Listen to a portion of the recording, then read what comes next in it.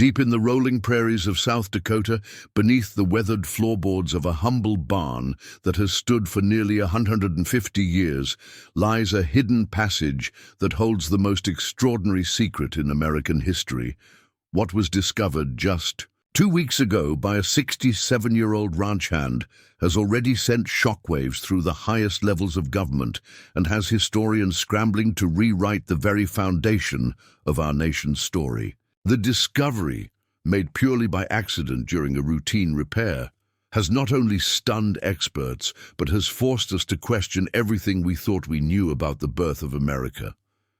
Before we jump back in, tell us where you're tuning in from. And if this story touches you, make sure you're subscribed, because tomorrow I've saved something extra special for you.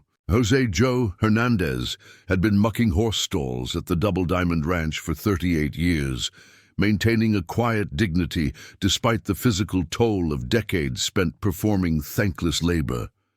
His calloused hands, weathered face, and arthritic knees told the story of a life dedicated to honest work, while his modest trailer near the ranch's eastern boundary stood as a testament to the humble circumstances that had defined his existence. At 67, with retirement looming and only meager savings to show for nearly 4 decades of loyalty, Joe faced the prospect of his final years with growing anxiety. The Double Diamond Ranch, sprawling across 15,000 acres of South Dakota grassland, had been owned by the wealthy Hamilton family for 5 generations. While the current owner, Charles Hamilton III, had recently modernized much of the operation with GPS-guided tractors and automated feeding systems, the original barn remained untouched, a deliberate choice to preserve what the family called their heritage centerpiece. The structure, built in 1874 by German immigrant Hans Müller, had earned historical landmark status and stood as a tangible link to the pioneering spirit that had shaped the American West. What distinguished this barn from countless others across the Great Plains was its peculiar architecture. Müller had imported specialized workers from his homeland to construct it, insisting on unusual design elements that local builders found excessive and impractical. The foundation extended twice as deep as necessary for a barn of its size, and the internal layout featured oddly angled support beams that seemed to serve no structural purpose. Local folklore had long whispered about Müller's eccentricities, attributing his strange building decisions to the superstitions of immigrant farmers trying to ward off prairie storms. Joe's connection to the barn ran deeper than mere employment. As a young man fresh from El Paso, he had sought refuge in its sturdy walls during his first Dakota blizzard, finding comfort in its solid construction when the howling winds threatened to tear the world apart. Over the years, he had become intimately familiar with every creaking board, every peculiar angle, every shadow that played across its worn wooden walls. His colleagues often joked that Joe knew the barn better than his own home, a distinction that would prove more prophetic than anyone could have imagined. The financial pressures weighing on Joe had intensified in recent months. His arthritis medication alone consumed nearly a third of his monthly wages, while his aging Toyota's transmission failure had forced him to accept rides from younger ranch hands who barely concealed their impatience with his cautious pace. Pride prevented him from accepting the Hamilton family's offer of financial assistance, though Charles Hamilton had repeatedly suggested that Joe consider retiring with the small pension the ranch offered to long-term employees. The thought of surviving on such meager support filled Joe with dread, especially as he watched healthcare costs soar beyond his means. The Double Diamond Ranch itself faced its own challenges. While the Hamiltons had successfully modernized their cattle operations, maintaining the historic barn had become an increasingly expensive proposition. Preservation specialists had submitted estimates exceeding $200,000 for necessary repairs to the aging structure, and insurance companies had begun threatening to drop coverage if certain upgrades weren't completed by year's end. The barn, once a source of family pride, was slowly transforming into a financial burden that threatened to drain resources needed for the ranch's continued modernization. On that fateful morning in late August, as the first rays of dawn painted the prairie sky in shades of amber and rose, Joe entered the barn to perform his daily ritual of mucking the easternmost stalls. The previous night's thunderstorm had driven rain through gaps in the ancient roof, creating puddles that reflected the growing light like scattered mirrors across the barn floor. As he worked his shovel through the sodden straw, he noticed that water had pooled in an unusual pattern near the back corner of the stall, a pattern that suggested the ground beneath was uneven in a way he'd never observed before. Curiosity piqued. Joe knelt despite the protest from his arthritic knees and ran his weathered hands across the compacted earth. The ground felt different here, more giving than the packed dirt that had been worn smooth by decades of horse hooves. Strange metallic echoes resonated beneath his knuckles as he rapped the surface, sounds that shouldn't exist in an earthen floor. Years of maintaining the barn had taught him to recognize every sound and sensation within its walls, and this anomaly demanded investigation. Working methodically, Joe began clearing away the loose soil and straw, revealing what appeared to be a wooden trapdoor hidden beneath. The ancient planks, preserved by the barn's dry environment, bore intricate carvings that seemed Germanic in style, patterns of oak leaves and acorns intertwined with symbols Joe couldn't identify. Most striking was a brass plate mounted in the center, tarnished green with age, but still bearing a keyhole of unusual design. The craftsmanship spoke of meticulous attention to detail, far exceeding what one would expect for a simple storage cellar. Joe's discovery occurred at a time when the Double Diamond Ranch was at a crossroads. Charles Hamilton III had been fielding increasingly aggressive offers from agricultural conglomerates eager to absorb the property into massive corporate farming operations.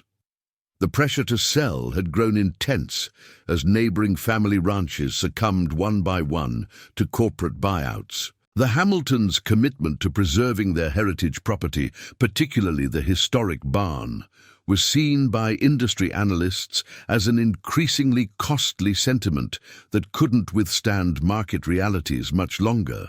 Preparing and narrating this story took us a lot of time, so if you are enjoying it, subscribe to our channel. It means a lot to us.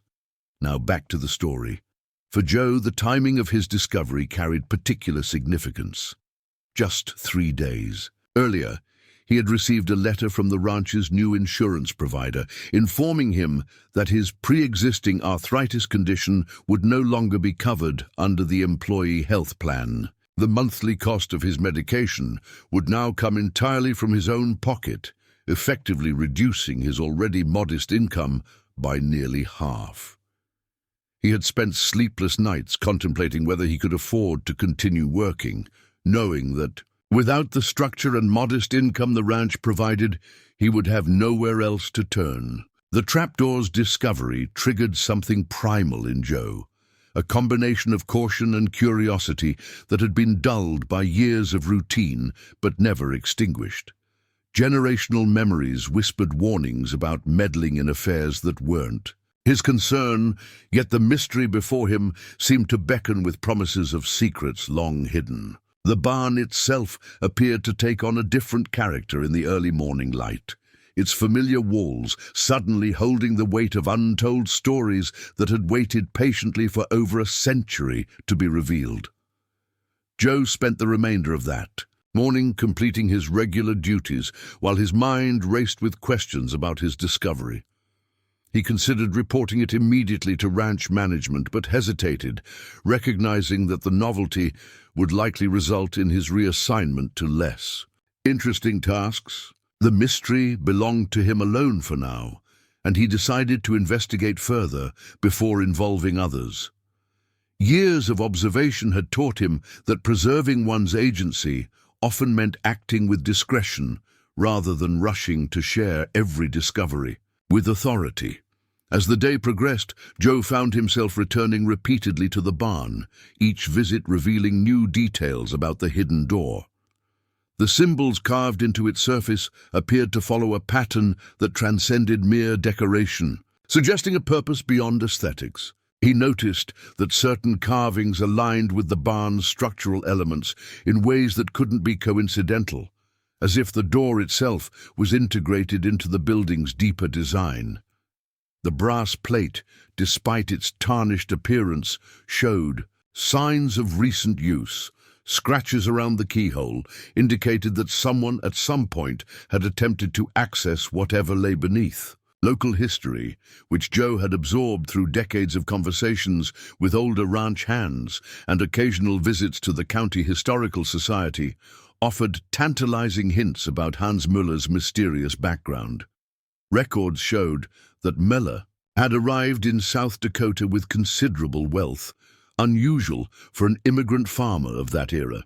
He had reportedly maintained correspondence with individuals back in Germany well into the 1880s, though the content of these letters remained unknown. Some local historians speculated that Müller might have been connected to Germany's Industrial Revolution, though concrete evidence remained elusive. The prairie itself seemed to hold its own secrets, adding to the atmosphere of mystery surrounding Joe's discovery. The Double Diamond Ranch occupied land that had witnessed centuries of human occupation, from indigenous peoples who had hunted buffalo across its expanses to French fur trappers who had established temporary trading posts, and finally to the wave of European settlers who had transformed the grassland into agricultural territory. Each group had left traces of their presence, and local folklore spoke of hidden caches and forgotten treasures scattered throughout the region. As evening approached on that transformative day, Joe found himself alone in the barn once more, drawn inexorably to the hidden door. The setting sun cast elongated shadows across the stall floor, creating an interplay of light and darkness that seemed to animate the carved symbols. He noticed that certain markings appeared to shift in the changing light, revealing depth and dimension that hadn't been visible during the day.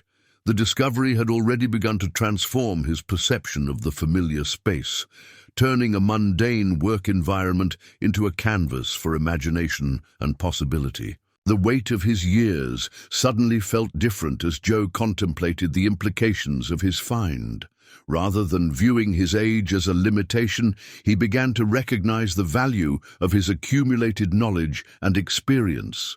His familiarity with the barn's quirks and history positioned him uniquely to understand the significance of whatever lay hidden beneath. The arthritis that had been a source of anxiety for its medical costs transformed into a badge of persistence, proof that he had outlasted younger men and earned the right to this discovery through sheer dedication to place and duty. That night, as Joe lay awake in his modest trailer, his mind constructed elaborate scenarios about what the hidden passage might contain. Childhood fantasies of buried treasure vied with more pragmatic considerations of historical artifacts or family heirlooms. He wondered if Müller had been involved in something larger than simple farming, possibly smuggling precious metals or important documents from the old world to the new. The German craftsman's insistence on building the barn to his exacting specifications suddenly took on new significance. The social dynamics of the Double Diamond Ranch added complexity to Joe's situation. As one of the longest-serving employees, he occupied a respected, if modest, position within the ranch hierarchy.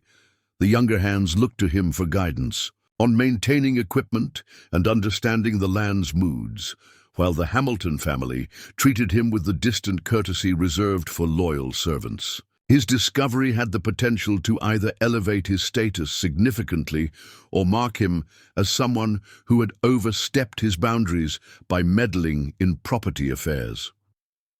Joe's Latino heritage had shaped his experience on the ranch in subtle but persistent ways, As one of the few Mexican-American employees in a predominantly white workplace, he had learned to navigate cultural expectations while maintaining his dignity. His discovery of potentially valuable historical information challenged the unspoken assumption that his role was limited to manual labor. The hidden passage represented more than just a physical mystery. It was an opportunity to demonstrate that wisdom and historical significance weren't confined to particular ethnic or educational backgrounds. The following morning, Joe returned to the barn with renewed purpose, arriving before dawn to ensure privacy for his investigation. He had spent the night fashioning a makeshift key from an old coat hanger, using his knowledge of basic locksmithing gained from years of farm maintenance. The mechanism proved more complex than anticipated, requiring careful manipulation and patience. As he worked, the barn's usual sounds, creaking wood, scurrying mice, the distant lowing of cattle, seemed to fade into background noise, replaced by the focused intensity of discovery. Success came suddenly, almost anticlimactically. With a final, careful turn of his improvised tool, the ancient lock mechanism clicked open. The sound reverberated through the barn with an almost musical quality, as if celebrating the end of its long vigil. Joe paused, his heart racing with anticipation and apprehension. Whatever lay beneath had remained hidden for nearly 150 years, waiting for this precise moment to reveal itself. The responsibility of being the first person in over a century to witness this secret weighed heavily on his shoulders. Lifting the trapdoor required considerable effort, as the hinges protested against movement after decades of stillness. The wood groaned and cracked, but held firm as Joe raised it fully, revealing a wooden ladder descending into darkness. The air that wafted up carried scents of age and mystery, a mixture of damp earth, preserved wood, and something metallic that spoke of carefully maintained mechanisms. A draft suggested the passage extended beyond simple storage space, hinting at a more elaborate construction beneath the barn's familiar confines. Joe's flashlight, a reliable companion during early morning fence repairs and late-night animal checks, illuminated rough-hewn wooden steps that descended approximately 15 feet into the earth. The walls of the shaft showed the same meticulous German craftsmanship evident in the trapdoor, with precisely fitted stones creating a sturdy passage that had withstood the test of time.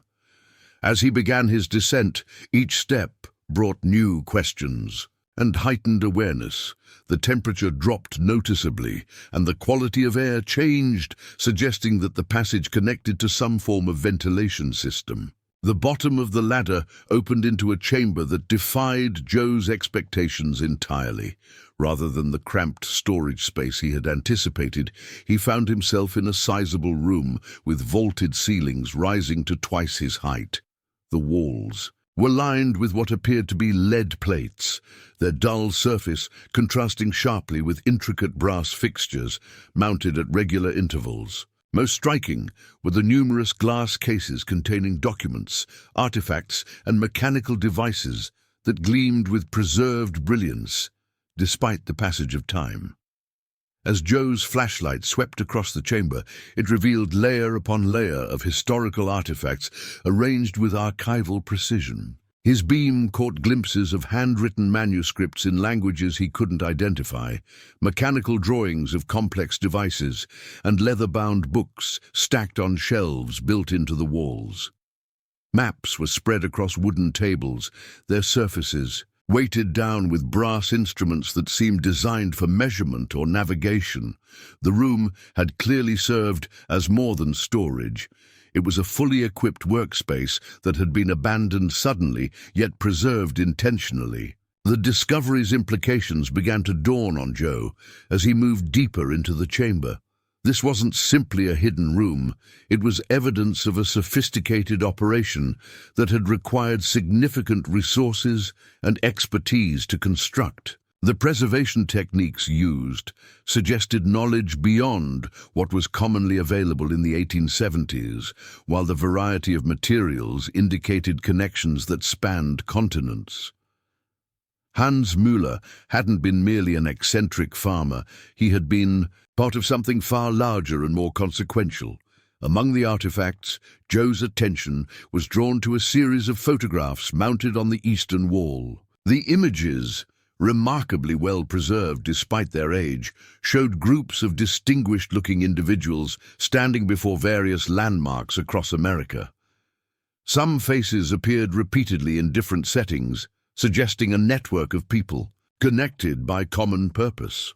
One photograph, dated 1876 and labeled Centennial Celebration, Philadelphia, showed Hans Müller standing among men whose presence clearly indicated positions of influence and authority. A massive oak desk dominated the center of the chamber, its surface covered with correspondence that had been left mid-sentence when the room was abandoned.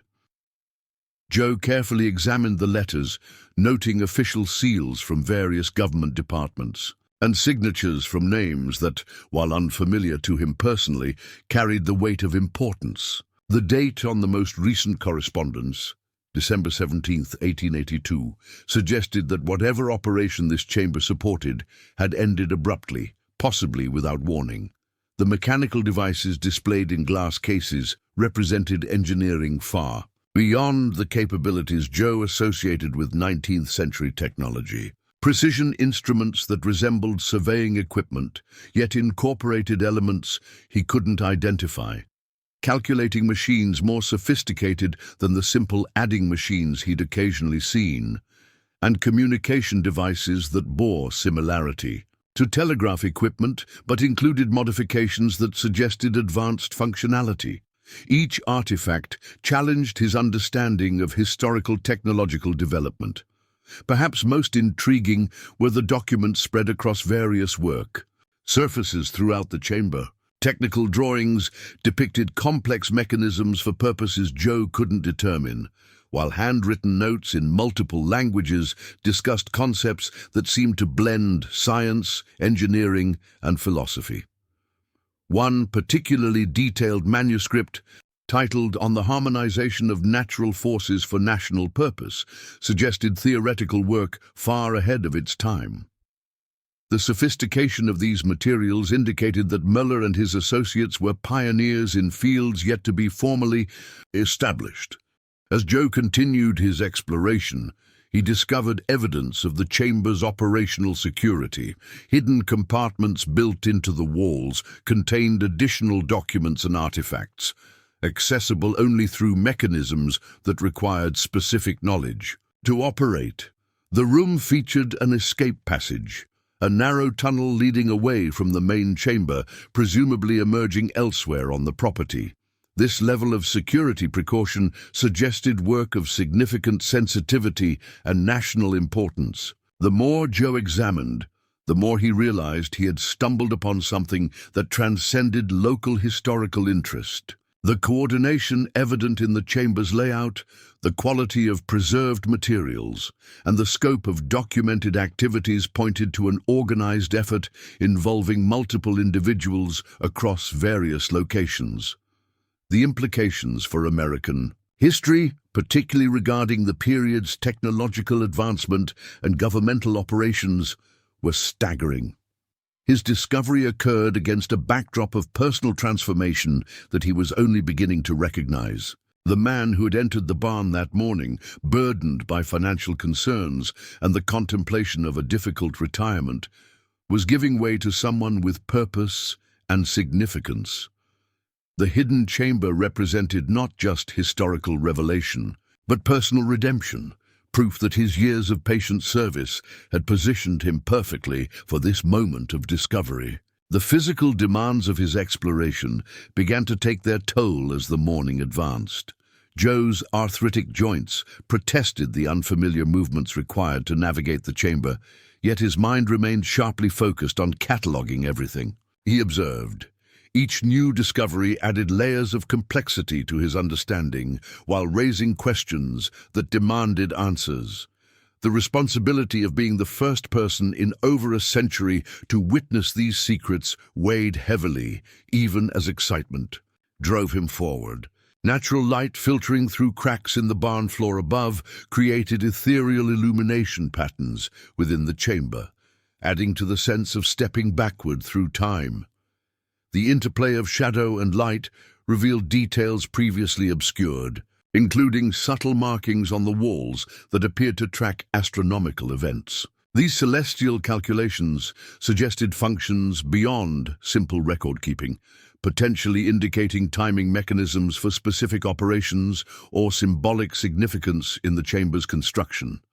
As the implications of his discovery continued to expand, Joe found himself contemplating the burden of knowledge suddenly thrust upon him. The chamber contained information that could rewrite historical narratives, challenge accepted versions of American development, and potentially reveal secrets that powerful entities might prefer remained hidden.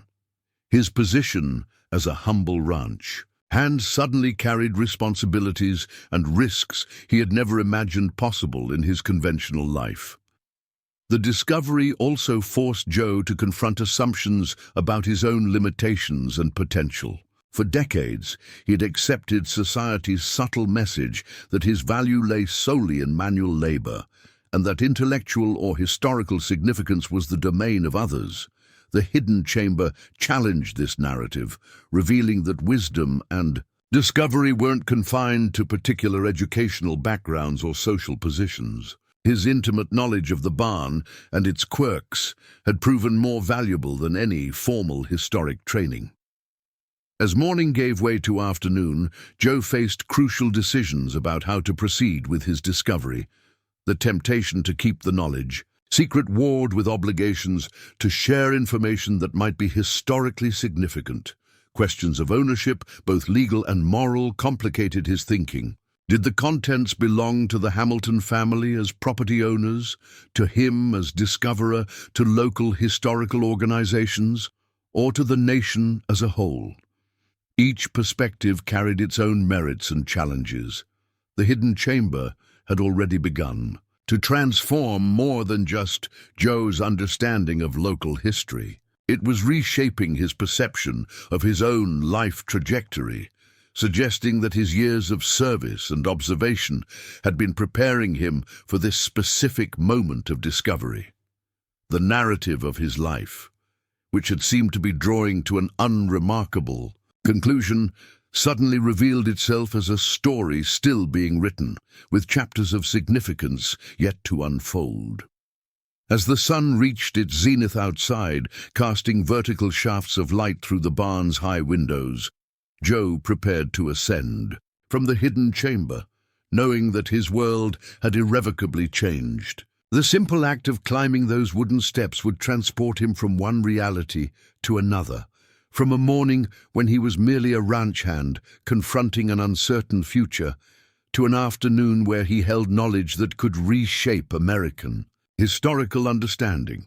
The chamber's existence posed fundamental questions about accepted historical narratives and challenged assumptions about technological development in post-Civil War America. Who were these people sophisticated enough to construct such a hidden facility? What national purpose drove their activities? Why had their work been abandoned so suddenly and completely? These questions demanded investigation, though Joe suspected that finding answers would prove as challenging as the discovery itself had been remarkable.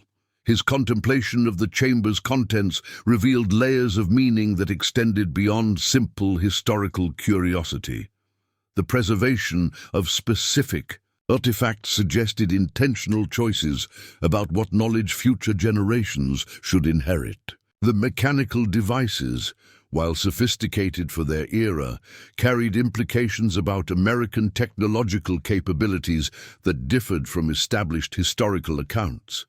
The documents and correspondence hinted at networks of influence operating behind the scenes of recorded history. As Joe finally began his ascent from the chamber, he carried with him more than just knowledge of historical artifacts. He bore the weight of responsibility for protecting information that might be historically valuable, while navigating the complex social and legal implications of his discovery. The transformation of his personal circumstances occurred alongside broader questions about historical truth, national identity, and the role of ordinary individuals in shaping extraordinary narratives. The afternoon sun greeted him as he emerged from the hidden passage, its familiar warmth now carrying different meaning. The barn, which had been his workplace for nearly 4 decades, suddenly appeared as both keeper of secrets and witness to history. The Double Diamond Ranch, facing pressure to modernize and sell, now harbored evidence of American ingenuity and covert operations that predated modern concepts of national security and technological innovation by generations. Joe's arthritis, which had been a source of concern about his continued employment, now felt insignificant compared to the magnitude of his discovery. The physical discomfort that had driven him to consider retirement faded into background noise as he contemplated the significance of what lay beneath his feet. His advanced years, rather than limiting his potential, had positioned him perfectly to appreciate the historical weight of his finding while possessing the patience and caution necessary to handle it appropriately. The hamlet of Clearwater, South Dakota, where the Double Diamond Ranch stood at the edge of civilization and wilderness, suddenly took on new significance as the site of extraordinary historical preservation. The small community, which had struggled to maintain relevance as agricultural consolidation threatened family farms, now hosted evidence that could attract national attention and potentially redefine its historical importance. Local legends and folklore gained new credibility as Joe's discovery suggested that truth often hid behind the veil of myth. As the day progressed toward evening, Joe found himself transformed from a man contemplating the end of his productive years into someone holding keys to American historical mysteries. The hidden chamber beneath the barn floor represented not just a physical discovery, but a metaphorical gateway to understanding broader truths about national development, technological progress, and the networks of influence that shaped America's emergence as a world power. The challenges ahead loomed large but no longer insurmountable. Questions of preservation, disclosure, and historical accuracy demanded careful consideration. The legal complexities of discovery versus ownership required navigation. The potential impact on the Hamilton family's property, the local community's identity, and national historical understanding necessitated thoughtful planning. Yet none of these challenges diminished the profound sense of purpose and significance that now infused Joe's existence. Joe's story was no longer simply that of a dedicated ranch hand nearing retirement. He had become the custodian of secrets that predated his birth by generations, the bridge between past mysteries and future understanding. His discovery would soon attract attention from historians, archaeologists, government officials, and possibly those with interests in keeping certain aspects of American history hidden. The quiet dignity with which he had approached his work would now be tested against the complexities of public scrutiny and historical revelation.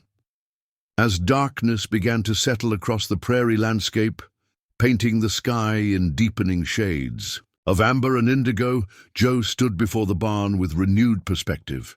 The structure that had been his daily workplace now revealed itself as a guardian of national secrets, a time capsule preserving evidence of American ingenuity and covert operations that formal history had overlooked. Tomorrow would bring new questions, challenges, and possibilities, but for now, in the liminal space between day's certainty and night's mystery, Joe Hernandez had already transformed from a man facing an uncertain future into a figure of historical significance. The first rays of dawn painted the South Dakota prairie in shades of copper and gold as Joe approached the Hamilton family's main house. his work-worn boots crunching on the gravel driveway. The massive Victorian structure, built by the first Hamilton to claim this land, stood like a sentinel against the infinite sky. Inside, Charles Hamilton III was already at his mahogany desk, reviewing quarterly reports when Joe knocked hesitantly on the study door, his heart pounding with an excitement that made his arthritic fingers tremble.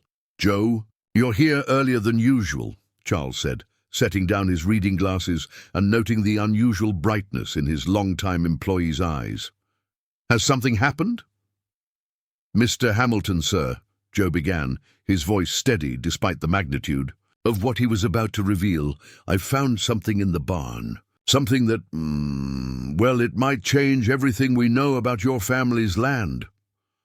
The gravity in Joe's tone caused Charles to lean forward, his businessman's instincts awakening to the possibility of either opportunity or crisis. "Show me." The two men made their way across the dewy fields, their different strides, Charles's purposeful quick pace and Joe's careful, measured steps, creating a visual metaphor for their approaching intersection of discovery and authority. As they entered the barn, the familiar sense of hay and leather took on new significance, as if the ancient structure itself was holding its breath in anticipation of revealing its secrets.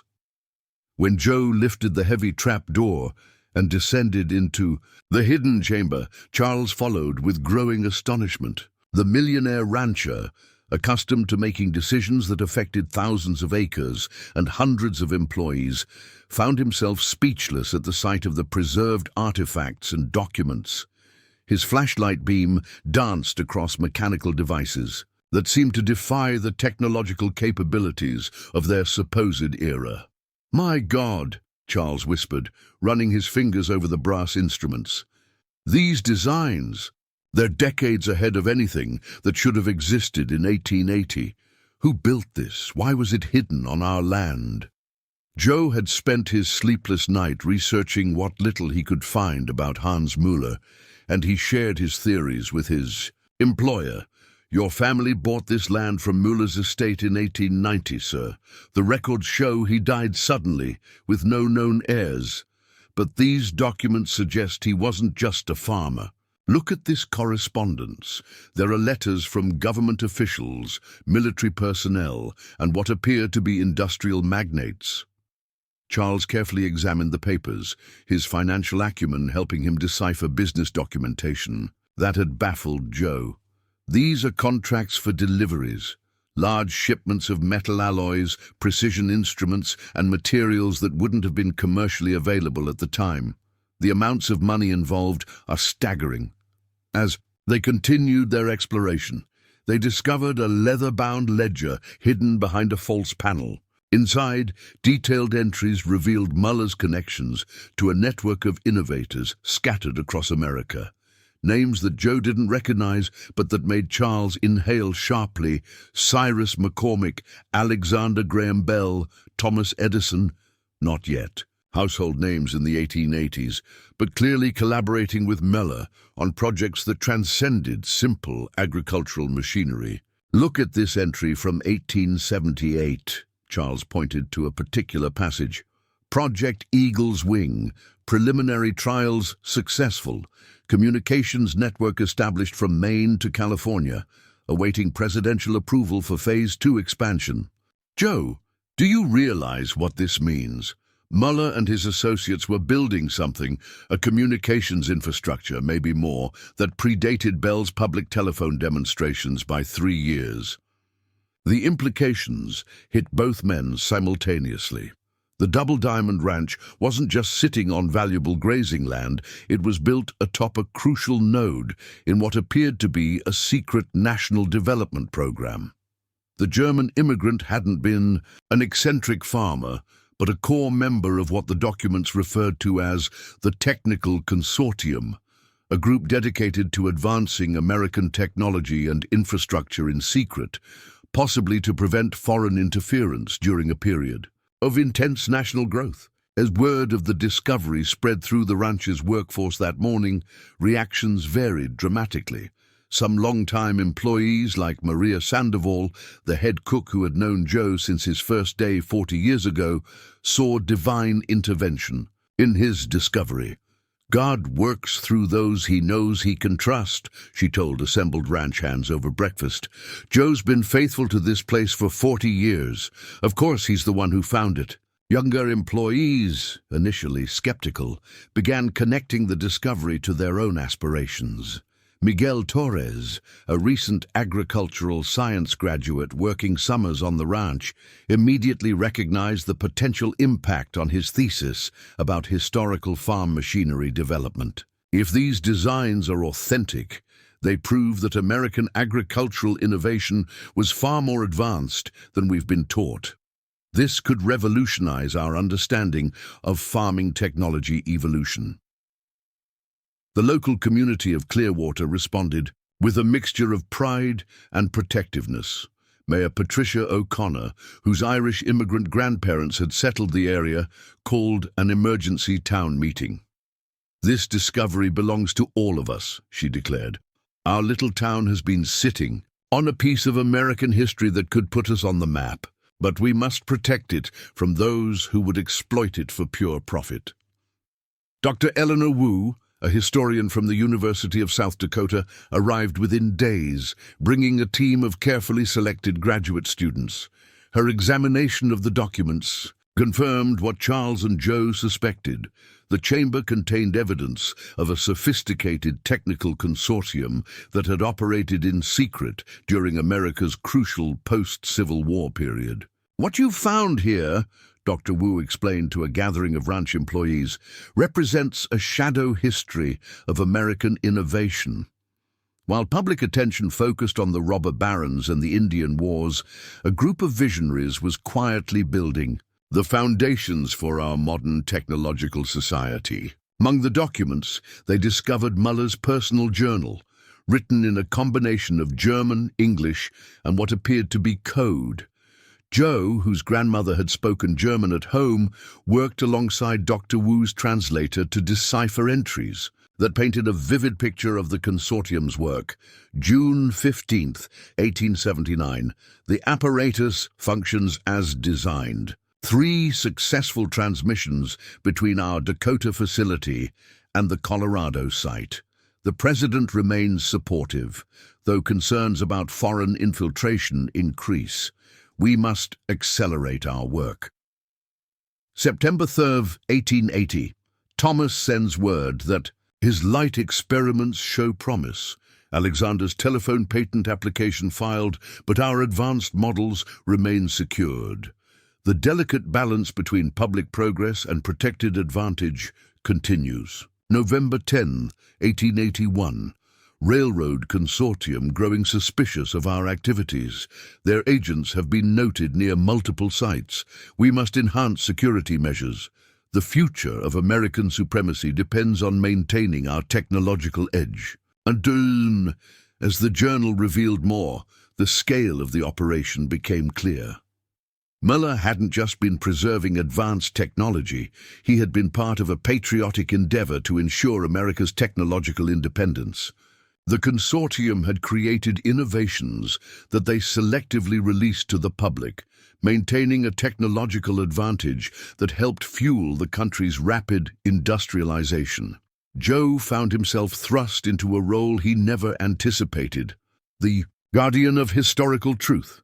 News crews arrived from Sioux Falls, then Omaha, and finally national networks. Standing beside the barn, where he had worked for nearly 40 years, Joe faced cameras and questions with an unexpected composure.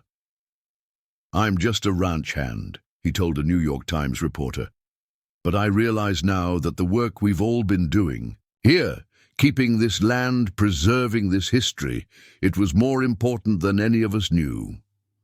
The discovery's impact rippled outward in waves. The Smithsonian Institute dispatched a team to catalog the artifacts. The National Archives sent specialists to examine the documents. Government agencies quietly investigated whether any of the consortium's secrets still held national security implications. For the Hamilton family, the discovery presented both opportunity and challenge. Charles received offers from development, companies wanting to transform the site into a tourist attraction, potentially generating millions in annual revenue. Land values in the area skyrocketed overnight as speculators anticipated the economic impact of the find. But Charles surprised everyone, including himself, with his response. "This isn't about money," he announced at a press conference.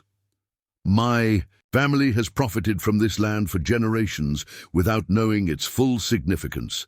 It's time to give back." The Hamilton family established the Muller Historical Foundation, dedicating a portion of the ranch to educational purposes. They created paid positions for researchers and historians, with Joe named as the site's first curator, a role that came with a salary triple his ranch hand wages and comprehensive health benefits that addressed his arthritis concerns. Sarah Martinez, Joe's great-niece, who had been studying at Arizona State University, transferred to complete her history degree locally, drawn by the opportunity to help document the discovery. Her youth and technological savvy complemented Joe's experiential knowledge, creating a bridge between generations that enriched the historical interpretation. "Tio Joe!" she marveled, as they worked together cataloging artifacts. "Imagine all the times you walked over this secret without knowing. All those years you thought you were just working in a barn, but you were actually guarding American history." The discovery transformed academic understanding of post-Civil War technological development. Dr. Wu published her preliminary findings titled "The Hidden Architects: Secret Technical Networks in 19th Century America," which quickly became a seminal work in the field. Universities across the country integrated the Muller discovery into their curricula, using it as a case study in how ordinary people become extraordinary historical figures. Local schools organized field trips to the site, where Joe became a beloved figure, sharing stories with children who saw in him proof that adventure and significance could find anyone at any age. His message resonated deeply. History isn't just about famous people in books. It's happening all around us, waiting for someone to notice, to care enough to dig deeper. The economic impact exceeded all projections. Within 6 months, Clearwater's population grew by 18%. New businesses opened to serve the influx of researchers, tourists, and history enthusiasts. The town that had faced economic decline found new purpose as a center for historical research and technological heritage. But perhaps the most profound transformation occurred in the community's sense of identity. The discovery proved that rural America had contributed to national progress in ways previously unrecognized. Small-town residents who had felt left behind by modern progress found pride in their connection to historical innovation. Father Miguel Reyes, the local Catholic priest, incorporated the discovery into his sermons about hidden potential. Like Joe with the barn, many of us walk past miracles daily without recognizing them. The discovery reminds us that significance often lies where we least expect it, waiting for someone with eyes to see. The artifacts themselves continued to reveal secrets. Dr. James Chen, a physicist from MIT, analyzed the mechanical devices and discovered principles of energy transmission that seemed to anticipate technologies developed 70 years later. Muller and his consortium weren't just ahead of their time, he explained. They were laying groundwork for advances we're only now beginning to understand. The photographs found in the chamber yielded more clues when subjected to modern analysis. Facial recognition technology identified several figures as key innovators whose public histories now needed revision. One photograph, previously unknown to historians, showed Muller standing with Frederick Douglass and Susan B. Anthony, suggesting the consortium's work intersected with social movements in unexpected ways. As research progressed, evidence emerged. suggesting the existence of similar hidden facilities across the country. The Mueller site was one of at least 7 such locations, each specialized in different aspects of technological development. Historians began searching for these other sites, hoping to complete the picture of America's secret technical revolution. Joe adapted to his new role with grace that impressed everyone who worked with him. Despite suddenly becoming the face of a major historical discovery, he maintained his humble demeanor while growing into the responsibilities. He learned to navigate media attention, academic protocols, and the politics of historical preservation. "The hardest part isn't the interviews or the paperwork," he confided to Dr. Wu one evening. "It's remembering that this isn't just about me. This is about all the people who came before, Mueller, his consortium, and all the workers who maintained this secret without even knowing it. I'm just the fortunate one who happened to notice." The financial security that came with his new position allowed Joe to address his health concerns comprehensively. He underwent arthritis treatment at the Mayo Clinic, where doctors were impressed by his resilience at 67. "You have the constitution of someone 20 years younger," his physician noted. "The purpose and excitement you're experiencing have had measurable positive effects on your health." The discovery sparked national conversations about technological sovereignty and the intersection of innovation with national security. Policymakers began examining whether modern America needed similar protected innovation networks to maintain competitive advantages in global technology races. Local indigenous representatives, led by Chief William Two Eagles, approached the Hamilton family about recognizing the land's deeper history. "Your discovery honors the technical knowledge of 19th century immigrants," the chief noted. "But this land has an even longer story of innovation from its original inhabitants." This led to expanded research into the site's complete history, revealing that Mueller had chosen the location partly because of its alignment with ancient indigenous astronomical markers. The discovery became a starting point for conversations about the intersection of different cultural knowledge systems and shared American heritage. As summer progressed, the transformation of the Double Diamond Ranch from working cattle operation to historical landmark and research center continued. Construction began on climate-controlled storage facilities for the artifacts, while the original chamber was preserved exactly as Joe had found it, down to the scattered papers and Mueller's abandoned coffee cup. The consortium's work gradually revealed its full scope. They had developed early forms of electrical lighting before Edison's public demonstrations, experimented with wireless communication preceding Marconi's inventions, and created agricultural technologies that wouldn't be commercially available for decades. They had strategically delayed public release of these innovations to maintain American technological supremacy. Educational partnerships formed between the Mueller site and institutions across the country. MIT established a summer program studying the consortium's engineering documents. The University of South Dakota created a chair in historical technology studies, funded by private donations inspired by the discovery. Young people from Clearwater, who had once felt limited by rural life, now saw their hometown as a gateway to opportunity. Joe found himself traveling to conferences, sharing platforms with renowned historians and scientists. At the Smithsonian, he delivered a keynote address that became legendary for its insight. Mueller and his friends knew something we forget today, that protecting national advantages doesn't mean hoarding knowledge forever. It means revealing it at the right time, when society is ready to use it wisely. The discovery's timing proved providential for the Hamilton family. The financial pressures that had threatened their ability to maintain the historic property transformed into sustainable funding models that preserved both the ranch's heritage and its future. Charles established educational programs that employed locals as interpreters and guides, ensuring economic benefits flowed to the community. By autumn, the site had received official designation as a National Historic Landmark.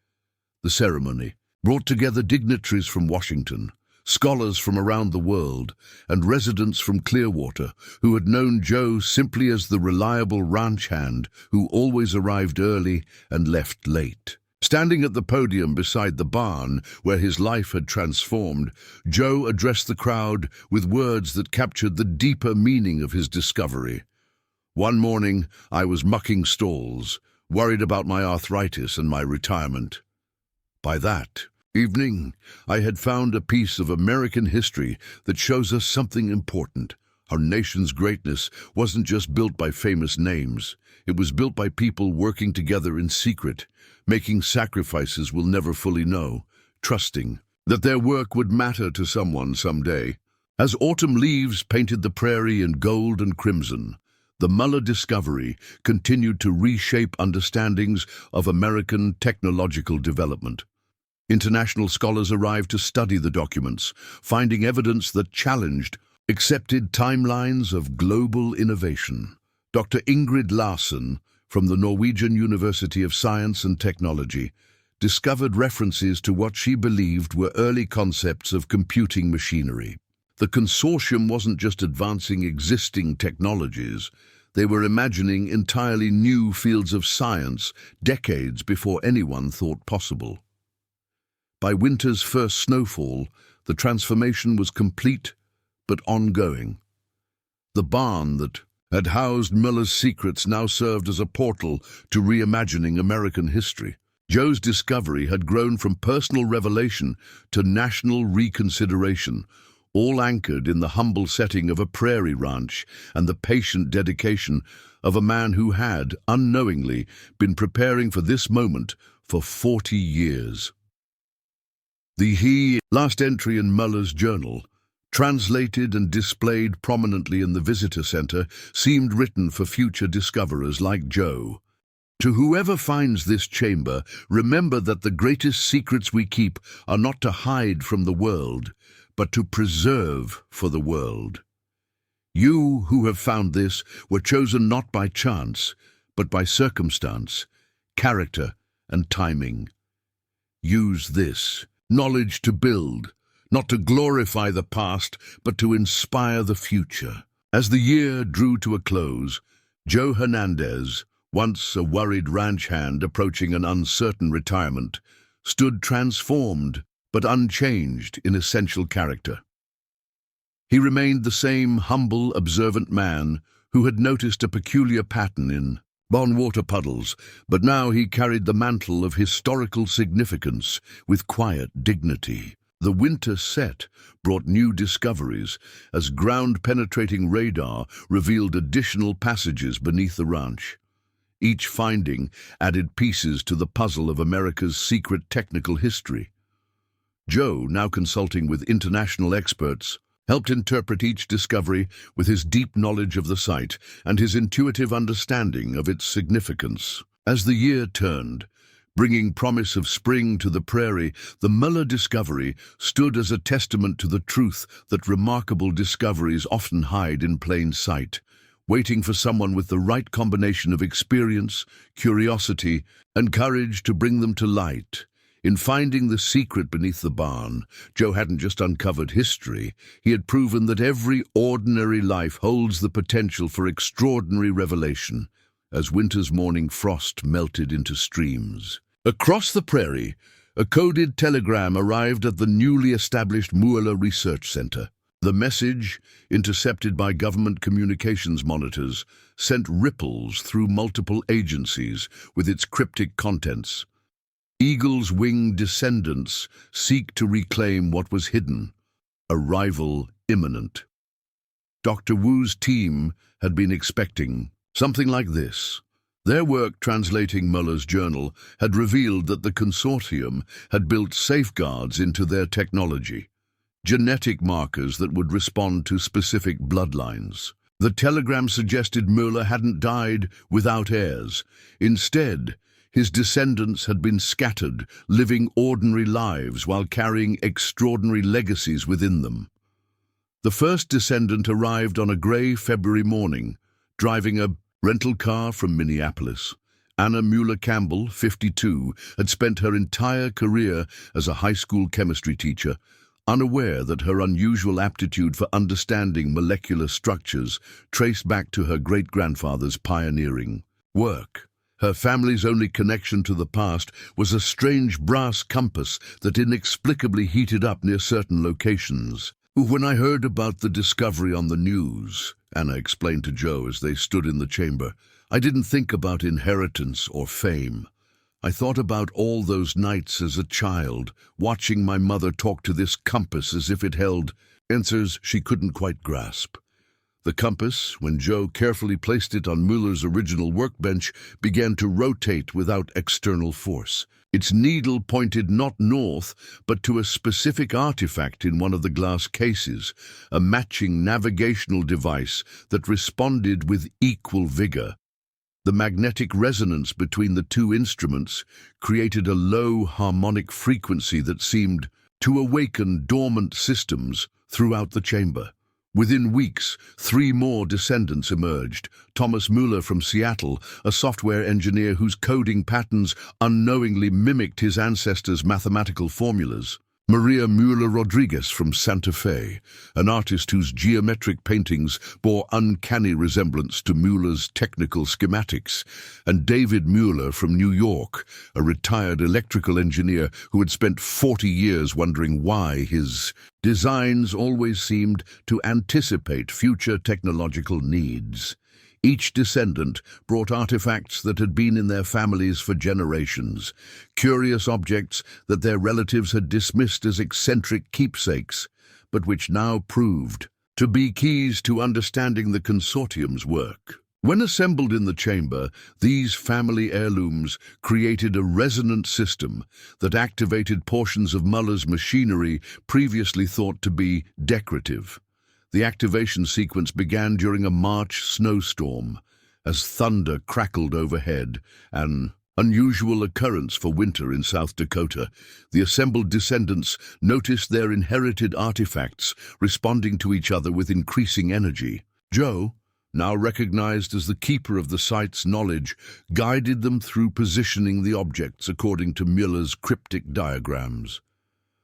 "I've spent 6 months studying your great-grandfather's notes," Joe explained, his arthritis barely noticeable now with proper treatment and renewed purpose.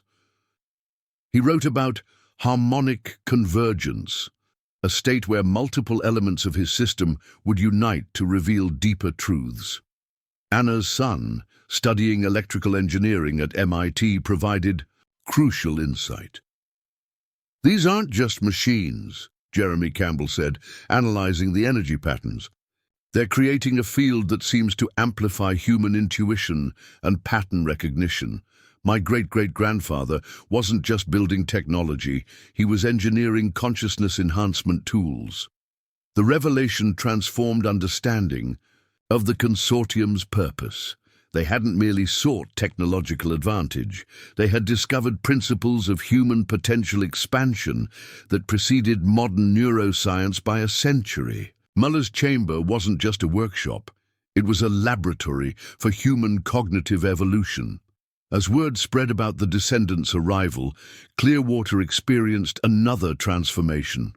The small town, already adjusting to its role as a historical center, now found itself hosting an ongoing scientific experiment. Local resident Emily Thompson, whose family had owned the hardware store since 1903, discovered her great-grandfather's journals contained references to supplying the consortium with specialized materials. "We thought Grandpa John was eccentric, maintaining relationships with strange customers who paid premium prices for basic supplies," Emily said, displaying order forms showing purchases of rare metals and precision tools. "Now we understand he was provisioning a secret network of innovators." The economic ripple effects multiplied as related businesses emerged. Dr. Sarah Patel, a quantum physicist from Stanford, relocated to Clearwater to study the energy fields generated by Mueller's machinery, establishing a research center that employed 12 local scientists. Her work attracted defense industry representatives interested in the military applications of enhanced consciousness technology. Parallel discoveries emerged across the country as other consortium sites responded to the Mueller Chamber's activation. In Virginia, construction workers renovating an old textile mill uncovered a hidden laboratory beneath the basement. In Oregon, the mysterious disappearance of a lumber baron in 1885 suddenly made sense when searchers found his secret workshop filled with early hydroelectric technology designs. Each new site revealed specialized aspects of the consortium's work. The Oregon location focused on harnessing natural energy sources. The Virginia site concentrated on materials science, with experiments in metallurgy that produced alloys science. Couldn't replicate until the 1960s. The network's interconnected nature suggested a coordinated effort to advance multiple fields simultaneously. Dr. Wu's expanded research team, now including descendants from various consortium families, began mapping this underground network of American innovation. They discovered that the consortium had strategically distributed their research across geological fault lines, theorizing that Earth's natural energy fields enhance their experimental results. The international implications grew more significant. When foreign researchers requested access to the findings, Dr. Heinrich Schmidt from the German Historical Institute arrived with evidence that Mueller hadn't acted alone internationally. German industrial families had supported the consortium's work, viewing American technological advancement as essential for global stability.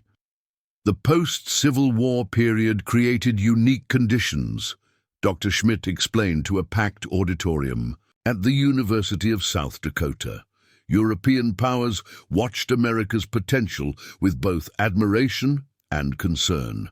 Mueller and his colleagues worked to ensure American technical superiority while sharing certain advances selectively with allies. The consortium's documents revealed sophisticated international diplomacy alongside technical innovation. Letters between Mueller and European scientists discussed technology transfer carefully balanced with national security concerns. They had created what amounted to an early version of strategic technology management, decades before governments would formalize such policies. The moral implications of the consortium's selective knowledge release sparked debate among historians and ethicists. Professor Amanda Chen from Harvard compiled the first comprehensive study of the ethical framework the consortium had developed. They operated on a principle they called progressive revelation, sharing knowledge as society demonstrated readiness to use it responsibly. Young people throughout South Dakota found themselves drawn to the story's implications for their own potential. Jessica Running Bear, whose Lakota heritage connected her to the land's deeper history, initiated a program linking indigenous knowledge systems with the consortium's discoveries. Both our ancestors and these German immigrants understood that wisdom must be protected until it can be properly honored, she explained to students. The chamber itself continued revealing new properties as the descendants spent more time within it. Maria Müller. Rodriguez's artistic sensibilities detected subtle color shifts in Müller's preserved documents, variations invisible to standard photography, but revealing hidden messages when exposed to specific light frequencies. My great-grandfather encoded multiple layers of information, Maria shared during a demonstration for visiting dignitaries. What appears as decorative elements actually contains technical specifications accessed only when multiple sensory inputs align. The U.S. Department of Energy dispatched specialists to study the consortium's energy generation concepts, finding principles applicable to modern renewable energy challenges. Dr. Rajesh Patel's team discovered that Mueller's designs for capturing and storing atmospheric energy predated solar panel technology by decades, offering solutions for consistent renewable power generation. Local communities throughout the region began discovering their own connections to the consortium's work.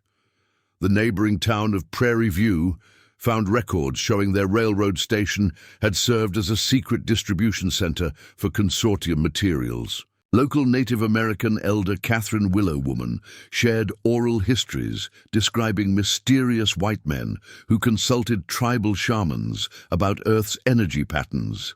The educational transformation of South Dakota accelerated as universities competed. To establish satellite campuses near the Mueller site, the university established the first undergraduate degree program in historical technical analysis, attracting students worldwide who wanted to understand how past innovations could inform future breakthroughs. By mid-spring, the Mueller discovery had catalyzed what media dubbed the Great American Innovation Awakening.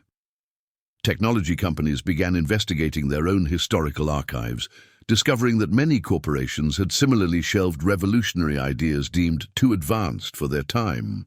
Apple Computer announced plans to create the Innovation Time Capsule program, allowing current research to be preserved for future generations. Microsoft established the Historical Pattern Recognition Division, using AI to analyze past innovations. For principles applicable to future technology development, the descendants' presence deepened understanding of how knowledge transfers through generations. David Muller's granddaughter, studying genetics at Johns Hopkins, discovered that certain cognitive patterns showed higher prevalence in consortium descendants, suggesting the group had intuitively selected members based on inheritable traits. Enhancing innovative thinking. It's not just about bloodlines, she explained to a genetics symposium. The consortium recognized and cultivated human potential that they believed would manifest more strongly in future generations. The social impact extended throughout South Dakota, as communities reimagined their roles in national progress. Small towns that had lost population to urban migration found new purpose as historical technology centers. The state experienced a reverse migration as young professionals sought opportunities related to Mueller research. Economic revitalization followed. Wind energy companies discovered that Mueller's notes on atmospheric energy patterns correlated with optimal wind farm locations throughout the Great Plains. Agricultural technology firms found that consortium irrigation designs, carefully preserved in forgotten archives, offered solutions to modern drought challenges. Healthcare breakthroughs emerged from understanding the consortium's interest in human potential optimization. Medical researchers studying Muller's health journals discovered early investigations into nutritional science that paralleled recent discoveries about metabolic optimization and longevity. Dr. Elizabeth Foster from the Mayo Clinic led a team analyzing health records from consortium families, finding lower incidence of certain diseases and longer average lifespans. They weren't just advancing technology, they were unconsciously selecting and nurturing physical resilience to support their intellectual goals. The spiritual dimensions of the discovery resonated across faiths.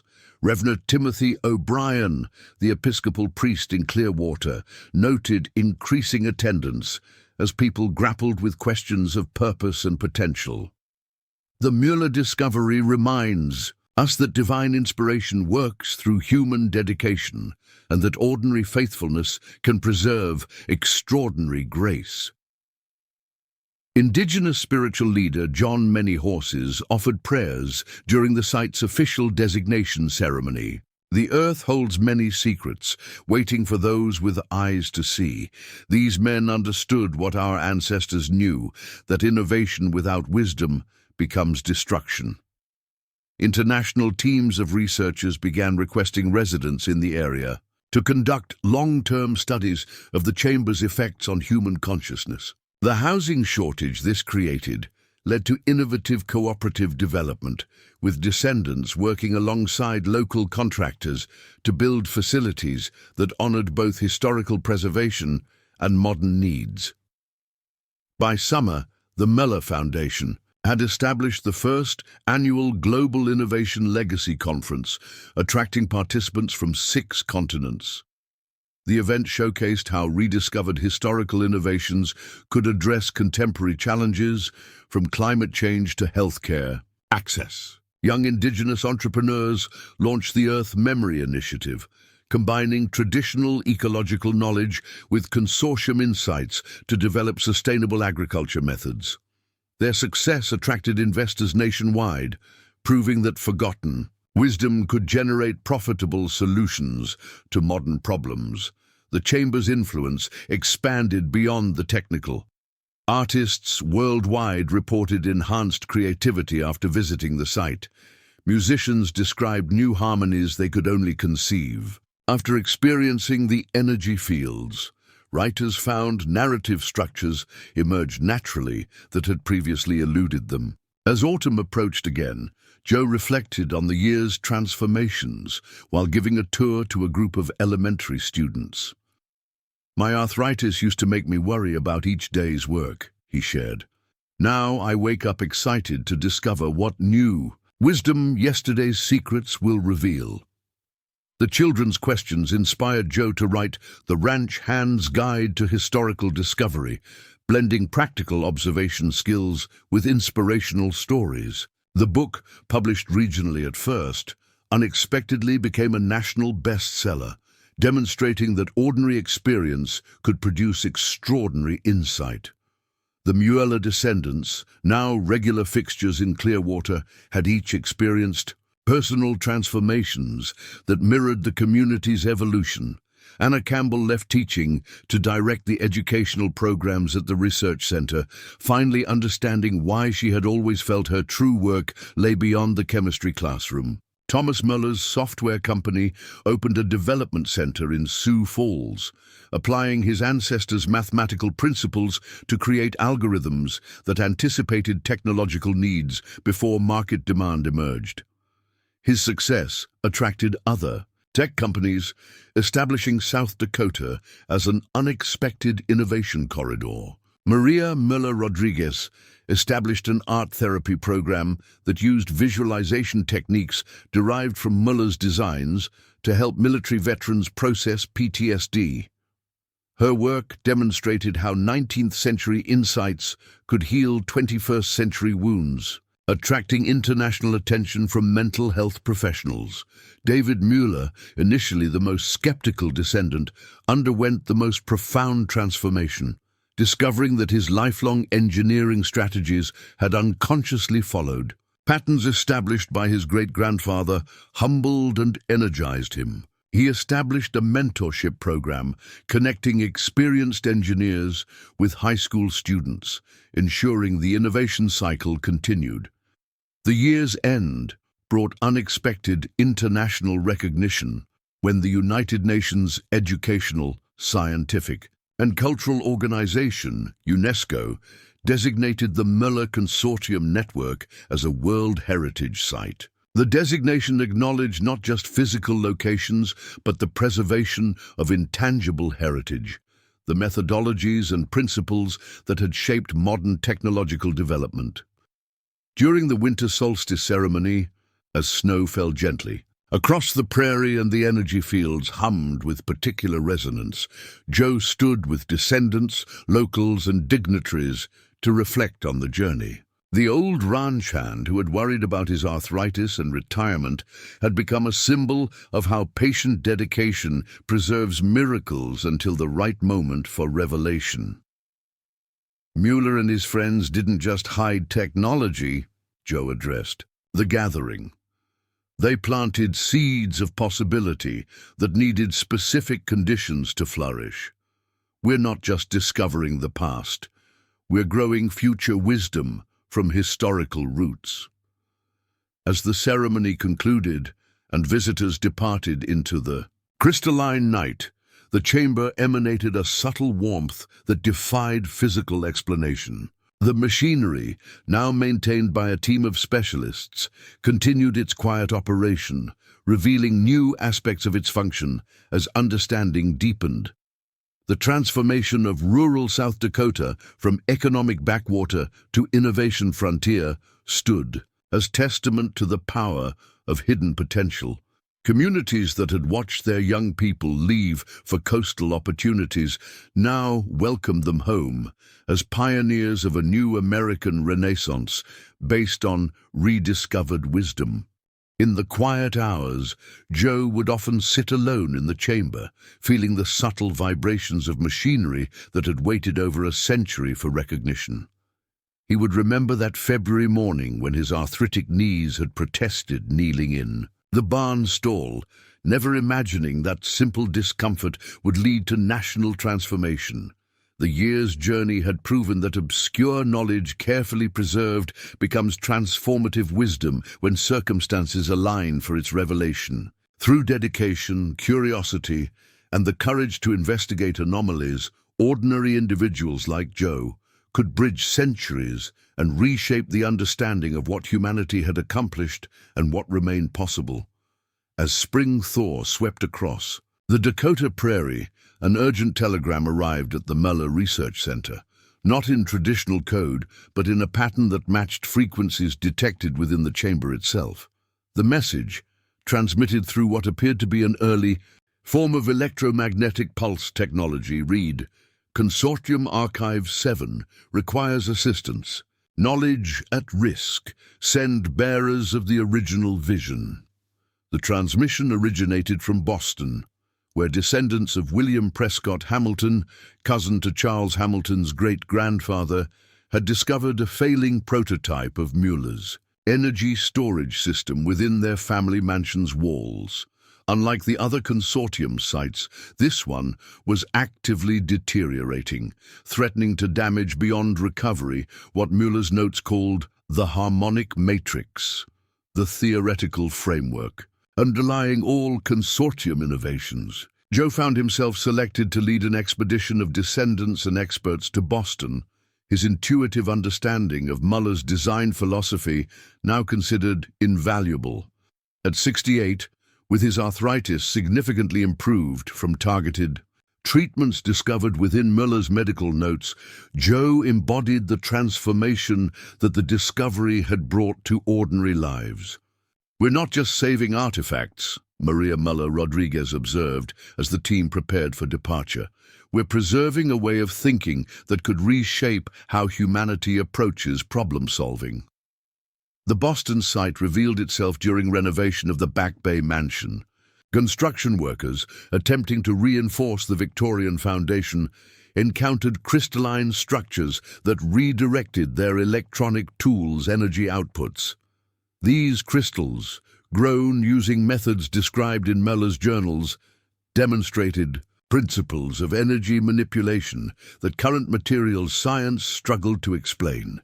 Dr. Amelia Chen, now leading the MIT division studying Muller technologies, accompanied the expedition. "The consortium didn't just develop innovations," she explained to her team. "They created a philosophical framework where technological advancement and human wisdom necessarily evolved together." Upon entering the Boston chamber through a hidden passage activated by Joe's touch, the team discovered why this site differed fundamentally from others. While Mueller's Dakota facility had focused on preserving knowledge, the Boston location had attempted active knowledge generation, continuing the consortium's work autonomously even after its creators disappeared. Self-maintaining mechanisms had indeed operated for over a century, conducting experiments that built upon Muller's foundation.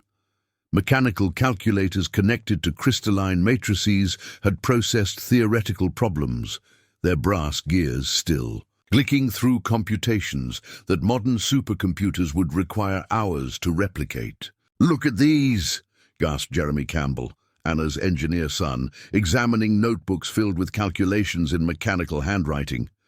The machines continued solving equations Mueller had started. "They've been developing theoretical physics independently for 140 years. The deterioration threatening the site wasn't physical decay, but energy saturation. The self-running experiments had generated sustainable power loops that now exceeded design specifications, threatening to overload protective systems that maintained the chamber's stability. The consortium had built safeguards assuming human oversight would eventually resume, an assumption proven correct when Joe arrived, working alongside Dr. Schmidt from Germany, whose research had uncovered Müller's correspondence with Prussian scientific academies.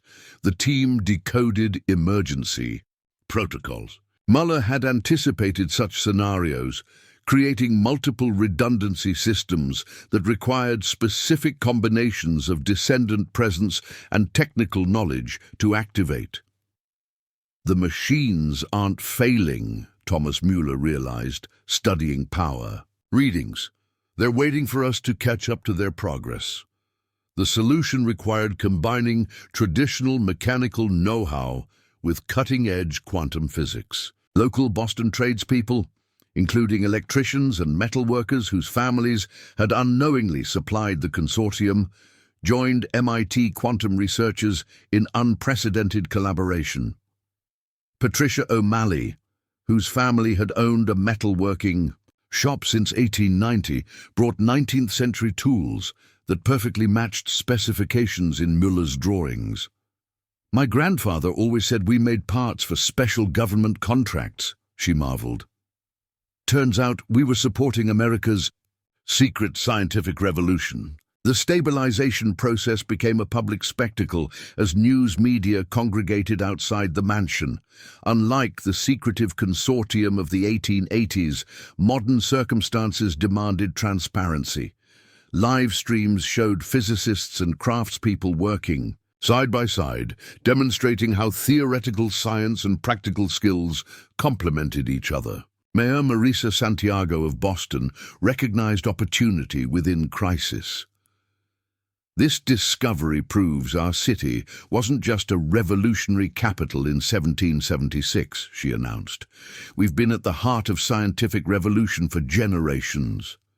The city established accelerated development zones around related historical sites, encouraging innovation districts that blended preserved architecture with cutting-edge research facilities. Property values stabilized as investors recognized the area's potential as a technological heritage center.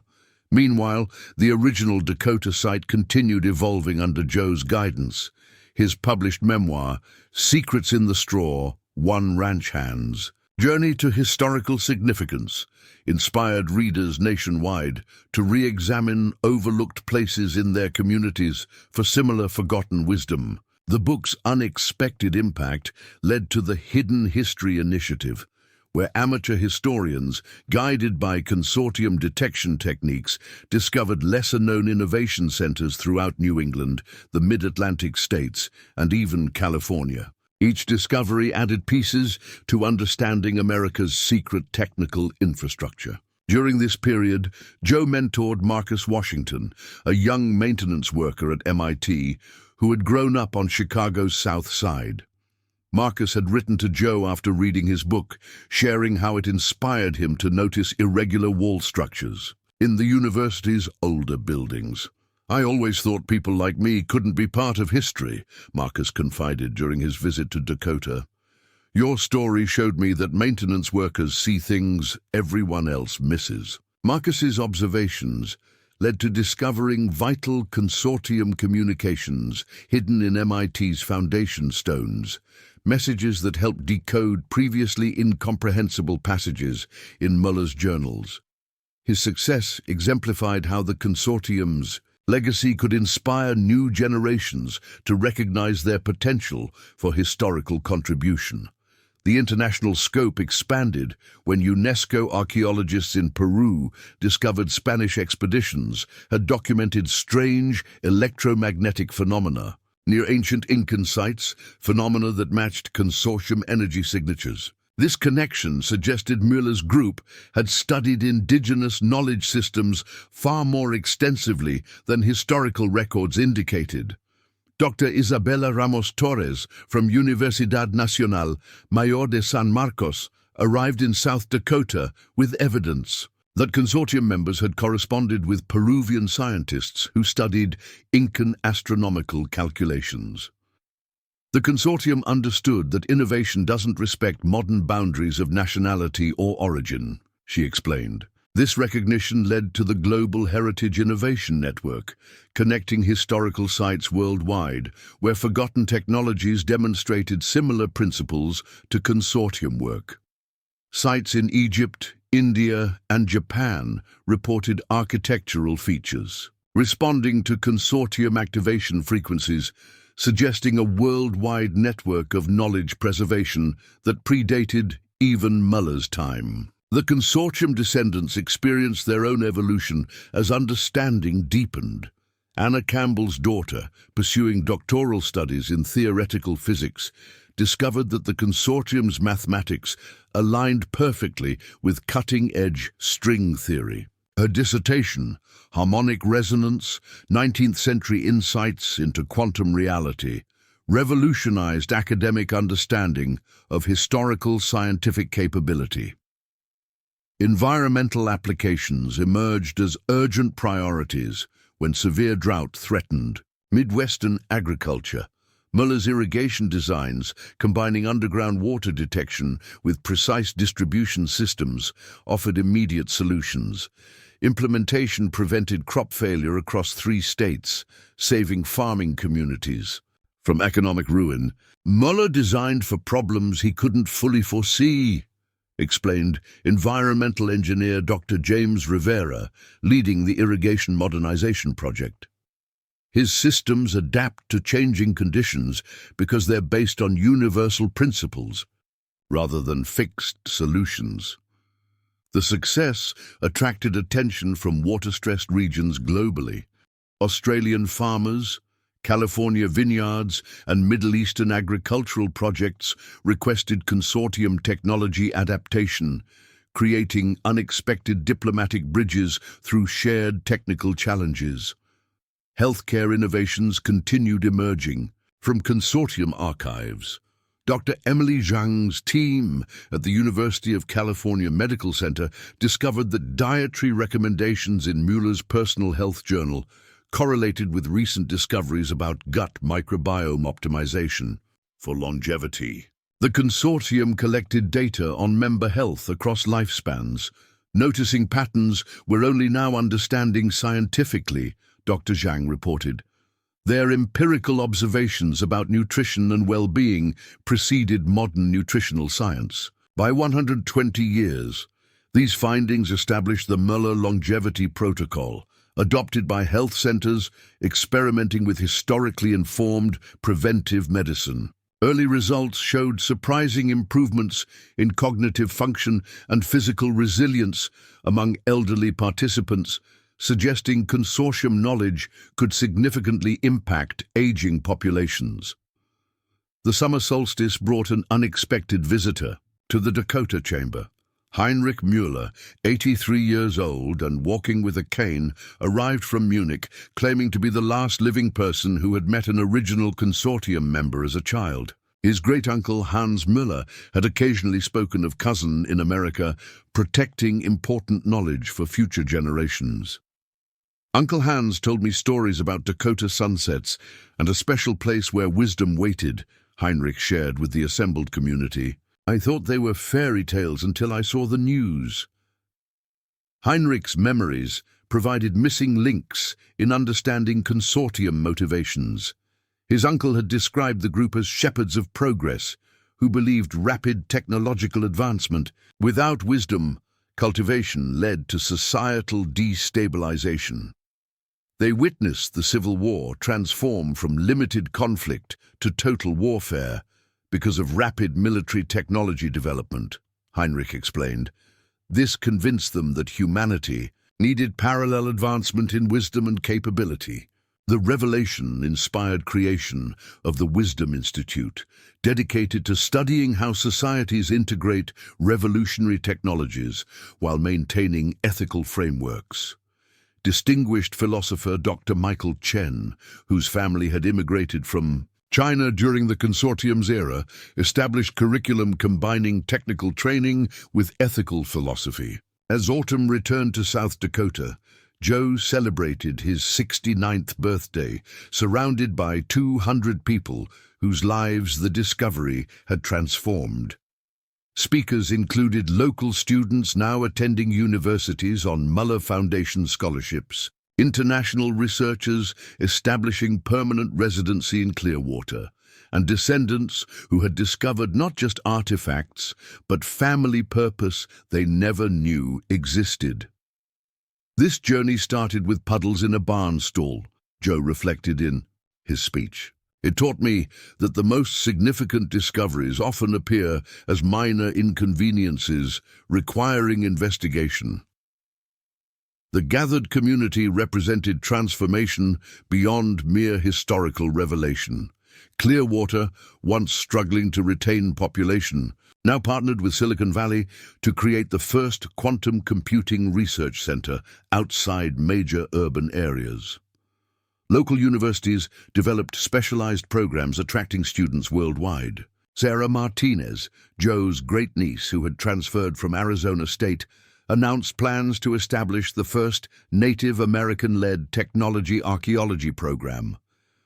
Our oral traditions speak of wisdom keepers who preserved knowledge across generations. The consortium's methods parallel our ancestral practices of protecting and revealing knowledge when timing aligned. Her work bridged cultural understanding gaps, demonstrating how seemingly disparate traditions could inform modern innovation approaches. Tribal elders shared techniques for identifying sacred sites that corresponded to consortium location selection. Criteria revealing deeper pattern recognition than modern technology alone provided. The Mueller Foundation's reach expanded internationally as remote sensing equipment detected consortium-style energy signatures at unexpected locations. A Victorian house in Melbourne, Australia, an 1880s warehouse in Cape Town, South Africa, and a mining engineer's residence in Peru all showed characteristic patterns, suggesting the consortium's influence extended further than anyone had imagined. Each site discovery prompted local communities to re-examine their histories, often uncovering forgotten figures who had maintained unusual correspondence with Mueller and his associates. These secondary networks suggested the consortium had created multiple layers of knowledge preservation, adapting to different cultural contexts while maintaining core principles. By winter, the Mueller discovery had catalyzed what historians termed the Second American Enlightenment. Educational systems nationwide integrated historical innovation studies with STEM curricula, showing students how past wisdom informed future possibilities. Dr. Rachel Goldman's comparative study of consortium and modern innovation methods revealed striking parallels. Today's tech startups use accelerated development techniques the consortium pioneered 140 years ago, she reported. They understood that innovation velocity depends on balancing speed with wisdom. The federal government acknowledged the discovery's significance by establishing the National Innovation Heritage Program, designed to identify and preserve historically significant technical sites before development destroyed them. Joe served on the advisory board, his experiential knowledge helping evaluate potential sites. "We're not just preserving buildings," Joe explained at congressional hearings. "We're maintaining connections to human innovation patterns that can guide future development." The program prevented demolition of several historic structures, later revealed to contain consortium satellite operations. These facilities, while less sophisticated than primary sites, had served as early warning systems for technological developments that might destabilize international power balances. Climate adaptation became another area where consortium wisdom proved invaluable. The documentation of natural phenomena across decades provided baseline data for understanding regional climate patterns before industrial impact. Agricultural meteorologists used this information to develop more resilient farming practices. They were careful observers of natural systems, noted climatologist Dr. James Yellowhorn, whose Lakota heritage brought additional perspective to consortium records. Their data collection anticipated climate science by generations. Quantum physics laboratories leveraged consortium crystalline growth techniques to develop more stable quantum processes. The harmonic resonance principles Muller employed for energy distribution translated directly to maintaining quantum coherence, accelerating quantum computing development timelines by estimated 5 years. As the year concluded, international academic institutions competed to establish formal relationships with the Muller Research Center. Harvard, Stanford, MIT, and Oxford created exchange programs, with European institutions following. The small South Dakota community had become an unlikely academic crossroads. On New Year's Eve, as northern lights danced above the prairie, Joe gathered the consortium descendants around the chamber. The machinery hummed with gentle energy, its crystalline components refracting aurora light in patterns that seemed almost conversational. "Muller left us more than technology," Anna Campbell reflected, watching her children interact with the equipment.